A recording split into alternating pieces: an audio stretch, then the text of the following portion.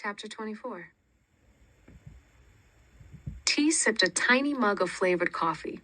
"One thing I'll say for these yuppies," she said with a grin. "Jesus, babe!" Izzy put her hand on her forehead. "You have to be so loud. We surrounded in here. Besides, these ones aren't yuppies. They're hipsters." Sierra looked up from her iced tea. "What's the difference anyway?"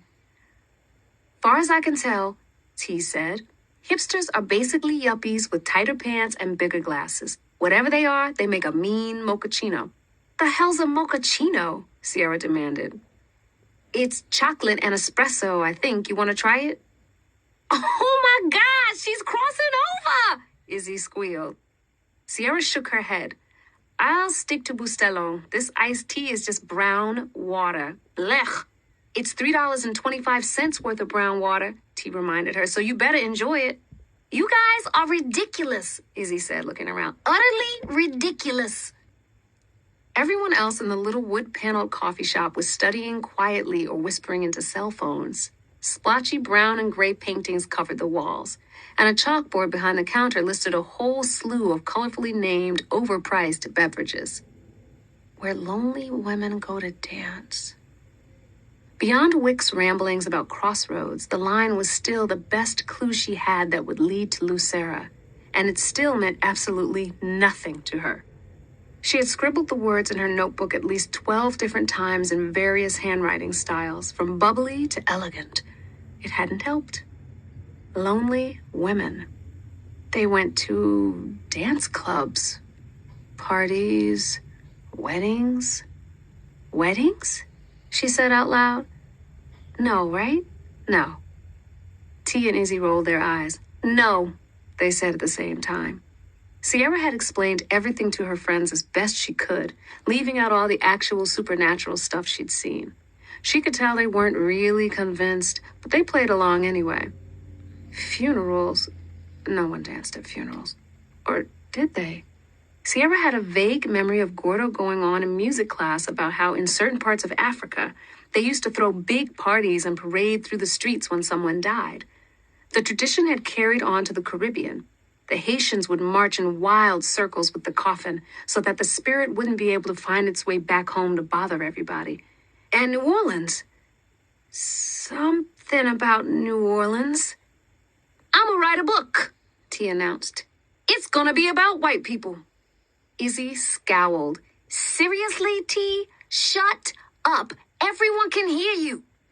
"I'm being serious," T said. "If this Wick cat do all this research about Sierra's grandpa and all his Puerto Rican spirits, I don't see why I can't write a book about his people. I'ma call it Hipster versus Yuppie, a cultural-pological study." "But there's Black and Latin hipsters," Sierra said. "Look at my brother Juan." "And my uncle is most definitely a bluppy," Izzy put in.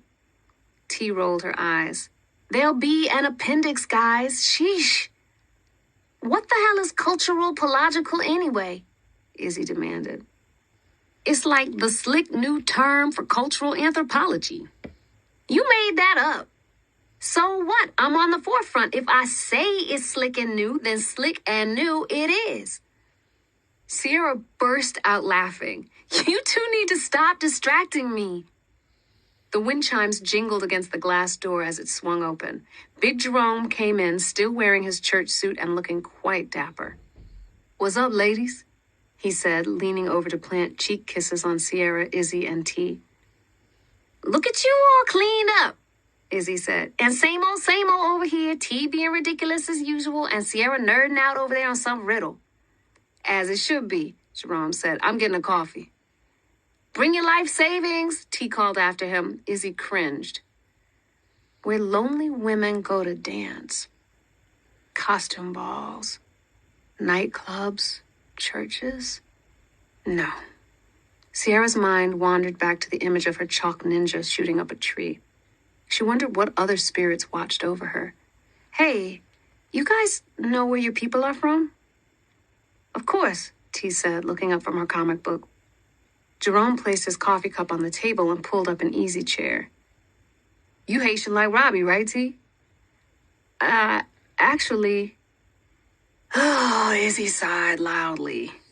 Everybody think that just 'cause her name's Trajan and she black, she gotta be Haitian. There's other French-speaking islands in the Caribbean, you know.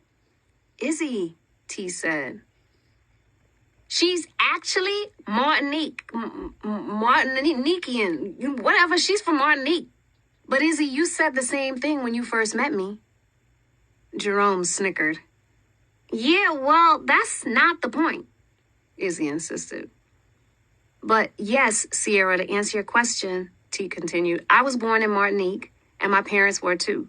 My mom's parents were from Martinique, and my dad is half French, half Nigerian from the Igbo people. Sheesh, Sierra said. You weren't kidding about knowing your people. Yeah, what about you, Sierra? Jerome asked. You just Spanish, right? If she's Spanish, I'm French, T said.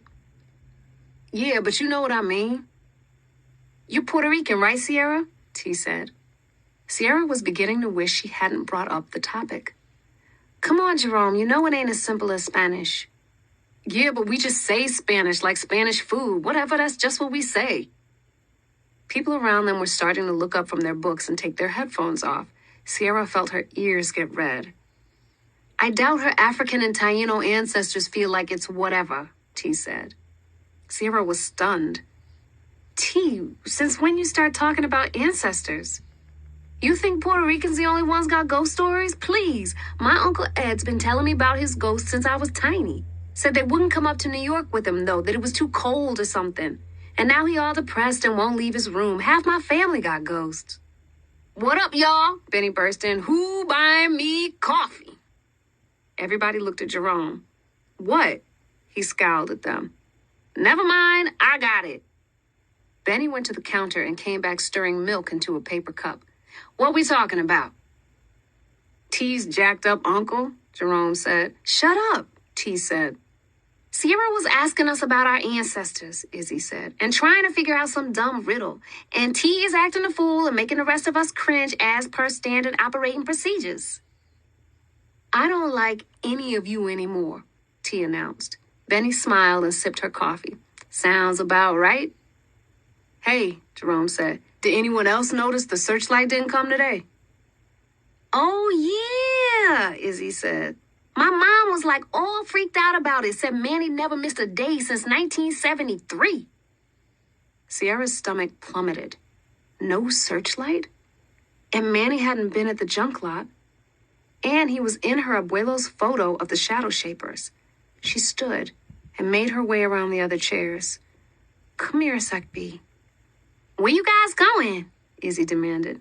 Private conversation, Benny said. Something about this isn't right, Sierra whispered once they were a few steps away. Manny wasn't at the junk lot either. Benny furrowed her brow. And now the paper ain't come? I don't like that. You think maybe something happened to him?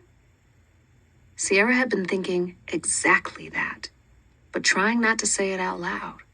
She rubbed her eyes. I don't know, but there's only one way to find out.